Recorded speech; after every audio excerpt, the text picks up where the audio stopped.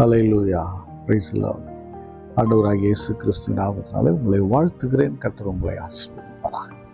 இன்றைய நாள் மெய்ப்பனின் சத்தம், சங்கீதத்தின் புஸ்தகம் 10ஆம் அதிகாரம் 4ஆம் வசனத்தை நான் வாசிக்கிறேன். துன்மார்க்கன் தன் கர்வத்தினால் தேவனை தேடான். அவன் நினைவுகளெல்லாம் தேவன் இல்லை என்பதே. அவன் வழிகள் எப்போதும் கேடுள்ளவைகள். உம்முடைய நியாய தீர்ப்புகள் அவன் பார்வைக்கு எட்டாமல் மிகவும் உயரமாயிருக்கிறது. தன் எதிராளிகள் எல்லார் மேலும் அவன் சீறுகிறான். அவன் என்ன சொல்லிக்கிறான்? நான் அசைக்கப்படுவதில்லை, தலைமுறை தோறும் தீங்கு என்னை அணுகுவதில்லை என்று சொல்லிக் கொள்ளுகிறான். ஹல்லேலூயா. துன்மார்க்கன் அவன் தேவனை தேட மாட்டானா? ஏன் அப்படின்னா, அவன் மனசுல ஒரு செட்டிங் வச்சிருக்கான். என்ன செட்டிங்கன்னா, தேவன் இல்லை, அதனால நான் எப்படி வேணா இருப்பேன், என் தலைமுறையை நான் அசைக்க முடியாது, இப்படி செய்ய முடியாது, அப்படி செய்ய முடியாது.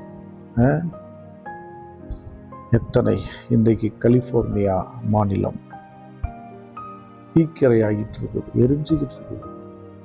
ஒரு பக்கம் பனியின் கொடுமை, ஒரு பக்கம் காட்டு தீயின் கொடுமை.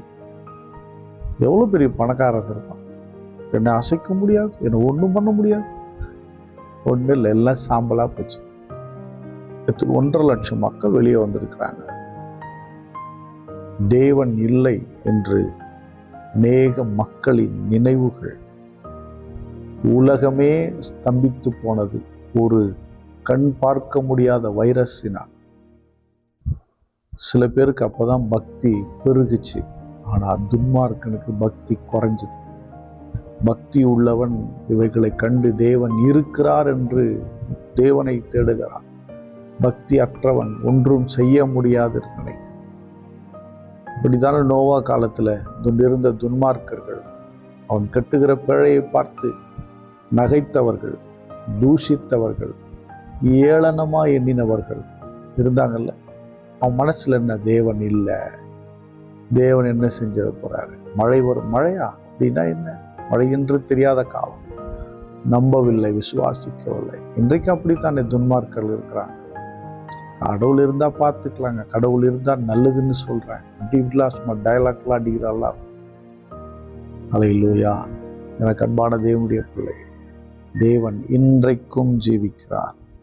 அவர்கள் உங்க வாழ்க்கையில ஒரு டைம்ல உணர்வாங்க. பிறந்த நாள் முதல் மரிக்கிறதுக்குள்ள தேவன் இருக்கிறார் என்பதை அவர்கள் உணர்வார்கள். அது ஒரு டைம் வரும். அதனால நீங்க யாரை பார்த்தோம் இப்படி இருக்கிறானே,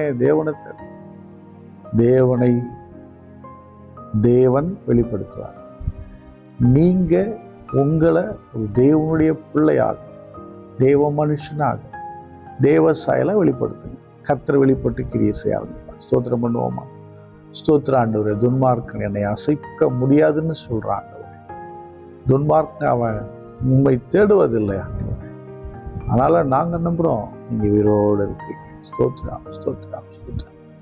பரிசுத்த பிதாவே, உம்மை ஸ்தோத்திரிக்கிற ஆண்டவரே. துன்மார்க்கனுடைய வாழ்வை பார்க்கும்போது அவைகள் ஒரு புல் உருவாகி பூ உலர்ந்து போகிறது போல அவன் வாழ்க்கை உலர்ந்து போகிறது. நாங்கள் நம்புகிறோம், நாங்கள் நித்திய வாழ்வுக்கு நேராக ஒரு நீடித்த ஆயுளோடு வாழ்வோம் என்பதை நம்புகிறோம். ஸ்தோத்திரம், ஸ்தோத்திரம்.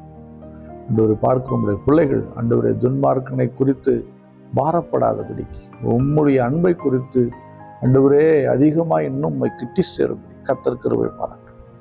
ஒவ்வொருவரையும் ஆசீர்வதி. இயேசு கிறிஸ்துவின் நாமத்தினால் ஜெபிக்கிறேன், ஜீவனுள்ள நல்ல பிதாவே. ஆமென். God bless you. Bye-bye.